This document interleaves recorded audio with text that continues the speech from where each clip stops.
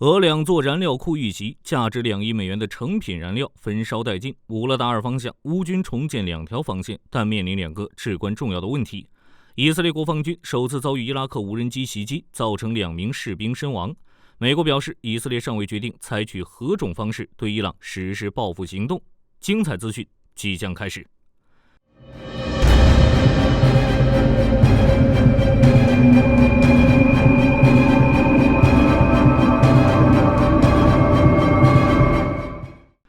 我们先来看一下，在过去24小时内，俄乌双方的损失情况。俄罗斯国防部发布战报称，过去的24小时，乌军在库尔斯克战场伤亡人数达到350余人，并损失了6辆步兵战车，另外还损失了1门凯撒自行榴弹炮、1门 M777 牵引式榴弹炮在内的3门火炮。此外，俄罗斯国防部发表声明表示，10月4日晚，俄军防空部队共击落18架无人机，其中别尔哥罗德6架、沃罗涅日6架、罗斯托夫1架以及亚速海上空1架，这些地区都接近乌克兰。根据媒体报道，乌克兰总参谋部发布战报称，过去的24小时内，俄军在战场的伤亡人数达到1230人，同时还损失了15辆坦克、31辆装甲车、59门火炮、1套防空系统、8套火箭炮系统以及数十辆军用车辆。乌克兰表示，10月4日晚，俄军利用夜间向乌克兰发射了19架无人机，袭击乌克兰境内的关键基础设施。乌克兰空军发布声明表示，空军击落了9架，另有7架因受到干扰而失效，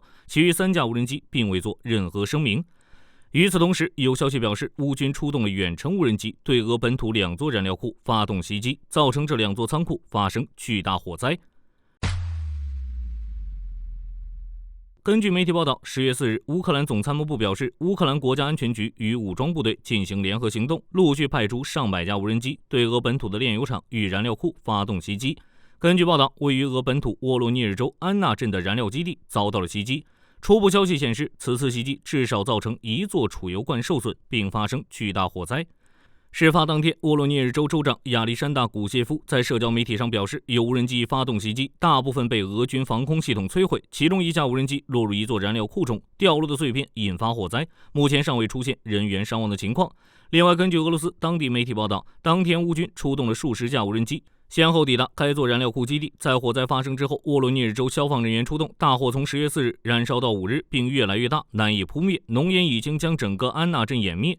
与此同时，乌克兰总参谋部还发布消息称，在10月4日下午，乌军无人机突袭了比尔姆边疆区，这片地区位于乌拉尔山脉，距离俄乌边境1500公里。此次袭击造成比尔姆边疆区奥森奇村的1座炼油厂的成品油库发生火灾，火力迅速蔓延，扩大到1万多平方米。10月5日，俄罗斯紧急部门发布消息称，此次遭遇袭击的地点是一个巨大的石油储存区，其中拥有数十个储油罐。在当天下午，当地消防部门出动20台设备进行灭火，然而火势太大，消防人员无法接近核心燃烧区，直到10月6日早上仍未扑灭。据悉，这座炼油厂是该地区最大炼油厂，主要加工商品石油与凝吸气综合设施。根据媒体报道，乌军对2处燃料库的袭击，至少将燃烧掉2亿美元的成品燃料。与此同时，俄罗斯调查人员称，乌军对扎布罗热核电站发动汽车炸弹袭击，造成1名员工在袭击中丧生。该核电站在一份声明中指责乌克兰当局策划了此次行动，目前乌克兰尚未就此事进行回应。接下来是关于俄乌战场上的最新消息。库尔斯克方向有前线消息显示，俄军开始在库尔斯克战场使用 FAB-300 重型航空炸弹对乌军阵地进行轰炸。据悉，俄军在库尔斯克并非只使用了1枚2枚，而是进行了大量使用，以至于都能做出个影片合集了。要知道，库尔斯克州的面积并不大，又是以大平原为主，能够作为掩护的树林与建筑并不多。在俄军大量使用 FAB-3000，库尔斯克的乌军将受到严重威胁，其阵地和人员都遭受了严重的损失。诺沃赫迪夫卡方向有地理定位显示，俄军开始向辛格罗迪夫卡以西进行推进，在北部，俄军已经进入利西夫卡村，并占据了最东边的建筑物阵地，同时通知了通往该定居点的路线。在南部，俄军已经占领了废物堆，2辆满载步兵的俄罗斯装甲车在废物堆周围推进，但被乌军 FPV 无人机击中。库拉霍维方向，俄军重启了该方向的进攻行动。根据前线情报，目前俄罗斯军队已经占领了葛斯特列村和谢利多沃监狱，同时控制了东西部的林木县。另外，在最新的一次突击中，俄军还沿着铁路线发动了机械化突击，并占领了铁轨2侧的防风林阵地。有消息显示，俄军已经从防风林阵地推进到葛斯特列东部居民区，不过目前尚未证实该消息。克列谢耶夫卡方向，根据前线俄军士兵的报告显示，乌军在该方向发动了反攻，并成功摧毁了北顿涅茨运河东岸的俄罗斯桥头堡。此外，在乌军增援部队抵达斯图波奇基村后，还穿越了大片森林，占领了俄军阵地。这片森林爆发了激烈战斗，大部分森林已经被烧毁。事实上，已经有报道称，俄罗斯军队再次越过运河推进，并形成前行攻势。目前尚不清楚俄军是否已经获得了稳定的立足点。乌勒达尔方向，在乌军丢失该城之后，为了进一步阻挡俄军脚步，乌军准备在顿涅茨克南部建立新的防御线。第一线是佐洛塔尼瓦、新乌克兰卡、博霍亚夫连卡、卡捷林夫卡。第二条线是大诺沃希尔卡、沙赫塔尔西克、乌斯佩尼夫卡、库拉霍沃。按照乌军策略，第一条防御线只是为了延缓俄军推进脚步，从而让乌军可以在第二条防线上修建一些防御工事。不过，有专家表示，在修建这两条防线时，乌军面临两个主要问题。其一，乌军在防线建设上前缺乏足够的准备。此前就有专家对乌军没有修建足够的防御工事而感到不满。缺乏坚固的防御工事意味着乌军需要投入更多的人力来进行防御，但在这个时候，乌军却面临着人力严重不足的困境，尤其是在防守乌勒纳尔的战斗中。乌军遭受了惨重的伤亡，这使得乌军在新防线上阻止俄军推进的可能性大大降低。其次，乌军防线的建设还面临着地理位置的制约。由于地理位置的劣势，乌军在这里的防线很容易受到俄军从高地发起的攻击。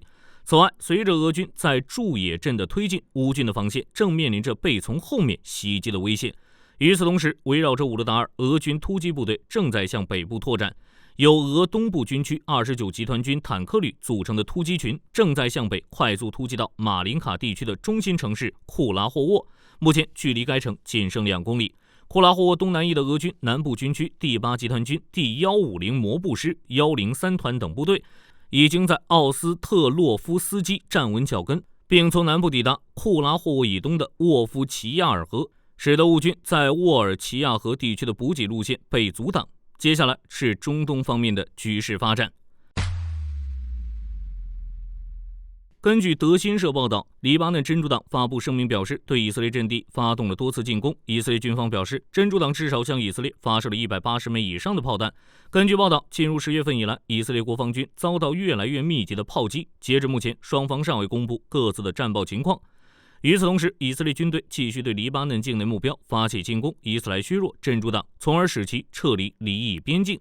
另外，根据法新社报道，在10月3日晚，以色列对位于贝鲁特南郊的真主党据点连续发动了多次袭击，这是自上周加强空袭行动以来最猛烈的袭击之一。位于贝鲁特与其他地方的法新社记者听到巨大的爆炸声，在法新社发布的影片中，巨大的火球从遇袭地点升起。根据以色列军方的说法，在此次袭击中，消灭了真主党内通信网络的负责人穆罕默德·拉希德·萨卡菲。根据法新社同日其他报道，以色列军方表示，有2名士兵因遭到伊拉克无人机的袭击阵亡，遇袭的目标是以色列位于戈兰高地的军事基地。这2架无人机是从伊拉克境内发射的，在经过戈兰高地之后抵达以军军事基地。除了2名士兵阵亡以外，还造成了24人受伤。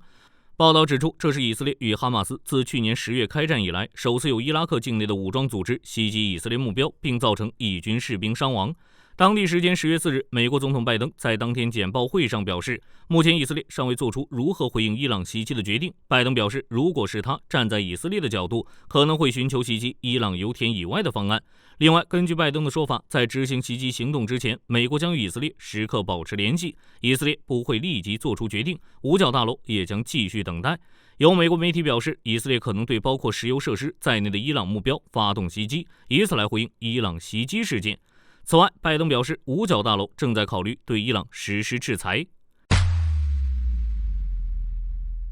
据路透社报道 ，SpaceX 公司将在越南投资15亿美元，用以进一步扩大该公司的星链业务。目前，该消息已得到越南政府的证实。越南拥有将近1亿人口，国土面积却只有33.17万平方公里，人口密度相对较高，对各种通讯网络需求比较大。不过，由于当地网络基础建设老旧，发生通讯中断等情况，因此卫星网络通讯在当地极具竞争力。而星链正是其中之一。据悉 ，SpaceX 公司的星链业务在布局越南方面并非一帆风顺，去年该公司与越南政府经过数月谈判，却在去年底被叫停。今年双方再度进行了沟通，其领导人苏林更是在联合国大会之际，与 SpaceX 公司副总裁休斯进行了面谈。据越南媒体表示，该政府已接受了 SpaceX 所提出的投资计划，随后将对该计划进行审查工作。如果不出意外的话，越南政府希望 SpaceX 公司能够尽快完成投资的前置作业。除此之外，双方目前都没有进一步透露具体细节。需要注意的是，外的消息人士透露， SpaceX 公司和越南政府之所以在去年谈崩，主要是因为越南政府要求 SpaceX 公司在当地建立子公司，而且根据越南法规， SpaceX 公司只能持有子公司 50% 的股份，这违背了 SpaceX 公司需掌握子公司主导权的战略。未来看如今这项投资又有了新进展，目前仍不清楚双方是否就此问题达成了共识。意大利共和报报道，近日以色列除对黎巴嫩发起大规模袭击外，其打击目标还涉及到一个特殊的港口城市塔尔图斯。它的特殊点在于，该城市不仅是叙利亚的第2大商港，还是俄罗斯控制黑海到地中海东部大片海域的重要据点。俄罗斯在此部署有海军舰队，旨在监控周边国家的军事动态，并在必要时执行快速部署行动。目前尚不清楚以色列打击该城市是否是有意为之。需要注意的是，俄罗斯在叙利亚还常年驻扎有至少1万人规模的陆军部队。自加沙战争爆发之后，其也曾多次警告以色列不要再把叙利亚拖下水，但很显然以色列并没有听进去，而且其近期的各种军事行动更是为中东局势再添一把火。如果局势进一步恶化，不排除俄罗斯会加强在中东地区的部署。据路透社报道，美国 SpaceX 公司的龙飞船搭乘猎鹰9火箭，从佛罗里达州卡纳维拉尔角太空军基地发射升空，在飞行28小时后抵达国际空间站，并在美国宇航员尼克·菲格和俄罗斯宇航员戈尔布诺夫的协助下，成功与国际空间站完成对接。美国航天局表示，这2名宇航员将在空间站开展200多项科学实验和技术演示，并将于明年2月返回地球。需要注意的是，在返回过程中，除了搭载此次任务的2名宇航员外，还将接回由于波音公司星际客机飞船故障而滞留在空间站的另外2名宇航员。据俄罗斯消息报报道，该国 L-350型护卫舰的4号舰伊萨科夫海军上将号在圣彼得堡下水。L-350型护卫舰是苏联解体后俄罗斯的第1个大型远海军舰项目，它们的主要作用是保护更大型的舰船和物资运输船，如保护正在改造的库兹涅佐夫海军元帅号航母或纳西莫夫海军上将号巡洋舰，其中前3艘正在北方舰队服役。至于这艘伊萨科夫海军上将号，则将于2027年加入太平洋舰队。此外，据媒体表示，俄罗斯还在建造4艘改装版2350型，预计2030年完工。据美国防务博客报道，乌军近期在乌东战场上捕获了一架俄军新型 FPV 自杀式无人机。经乌军研究发现，这款无人机与传统无人机不同，其采用光纤导引技术，能有效抵抗电子干扰，即便是在激烈的战斗环境中。不过，这款无人机的缺点也很明显，受光纤缆线长度的影响，外其飞行距离和机动性受到较大限制。据法新社报道，由于近期以色列的军事行动，导致中东局势火速升级，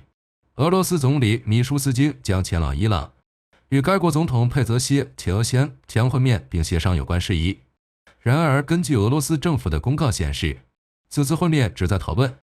俄罗斯和伊朗在商业、经济、文化等领域的全方位合作，莫非是要在中东局势上做文章？当然，也不排除俄罗斯假借商谈合作之名，暗中进行相关的部署行动。此外，法新社还指出，魏泽西奇扬也将会在下月访问俄罗斯，并出席金砖会谈，届时可能会和普京进行碰面。据莫斯科时报报道，自乌俄战争爆发后，俄罗斯被暂停参加国际比赛，该国大量运动员为了能够他们的职业生涯，只能修改国籍以别国的名义参赛，造成了大量运动员外流。对此，俄罗斯联邦越野滑雪联合会主席艾迪娜·梅亚尔贝对外宣称，俄罗斯只有通过激进的方法，才能让该国运动员重返国际比赛。他在接受媒体采访时曾表示，如果向伦敦扔炸弹，可能一切早就结束了。据莫斯科时报报道，此前俄罗斯总统普京签署了新一轮的征兵令，要把军队人数增加到238万人。不过，由于长期战争的缘故，俄罗斯人的参军意愿并不高。大多俄罗斯人更是认为，参军就等同于上前线当炮灰。为了能够调动俄罗斯人的参军热情，俄罗斯武装部队总参谋部主要组织和动员局副局长弗拉基米尔·齐姆扬斯基表示，应征入伍的俄罗斯人不会被派往前线服役，其中一部分会被派往普通作战单位，一部分会进入训练编队和军事单位，还有一部分会被派往科学研究部门从事科研类的工作。据法新社报道，正值以色列加强打击黎巴嫩真主党之际，法国外长让·诺埃尔·巴罗突然访问了黎巴嫩。媒体表示，巴罗此行主要是为了向黎巴嫩提供人道主义援助。此前，他曾向黎巴嫩卫生部长转交了11.5吨的紧急医疗援助物资。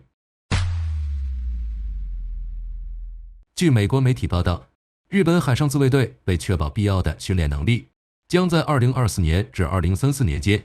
采购30架新造 T5 初级教练机，以取代预期将在2027届银寿县的现役教练机，总价值约76亿日元。T5 初级教练机自1989年服役起，主要被用作日本海上自卫队的反潜巡逻机、直升机的教官初级训练。由于任务繁重加上机体老化等因素，自2006年以来，一直保持少量拨款采购的阶段。目前现役机队的总数已从原本的36架减少至30架。据自由时报报道，9月27日，美国国防部安全合作局对外宣称，将会向澳大利亚出售100枚 AGM-88 级导弹，24个导弹备用导引与控制零组件，以及各项训练和后勤支持，总价值约4.05亿美元。需要注意的是，去年2月，美国已经向澳大利亚出售过63枚该型导弹以及相关配件。捷克国防部和巴西航空工业公司签署协议，采购2架C-390中型运输机，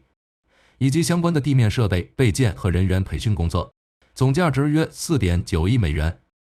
此外，捷克国防部还采购了一些附加系统，例如空中灭火模块、加油模块、搜索和救援模块等。生产工作将会由捷克沃多霍蒂公司负责。C-390可用来执行运送人员和设备、消防行动，以及医疗后送和空中加油等各种任务，可以有效增强捷克部队的作战能力。预计第1架 C-390将在2025年交付。据莫斯科时报报道，为了能够填补巨额的军费预算，俄罗斯正在加大向公民和企业收取罚款的力度。由俄罗斯国家杜马发布的一项预算草案显示，俄罗斯财政部将会在2025至2027年收到5927亿卢布的罚款，其中为俄罗斯财政部提供这些罚款的摇钱树，主要是企业税收罚款。俄罗斯已将税收罚款的征收额度增加 15%， 未来3年内，俄罗斯计划征收约1734亿卢布。其次是卡车司机，未来3年内，这些卡车司机要提供约1700亿卢布，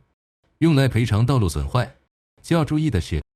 俄罗斯联邦总统新闻秘书佩斯科夫表示，此项预算草案经过精密计算和验证，为了保持俄罗斯的高经济发展率，并不会对当前经济造成负面影响。好了，以上就是本期影片的全部内容了。你们觉得在失去乌勒达尔之后，乌军能否顺利构建2条防线，以此来阻挡俄军向前推进的脚步？另外就是中东战场，以色列会采取什么样的措施对伊朗实施报复呢？面对伊拉克袭击以军基地并造成士兵伤亡的情况，以色列又会做出什么样的回应？欢迎在评论区留下您的看法。我是火力军，下期再见。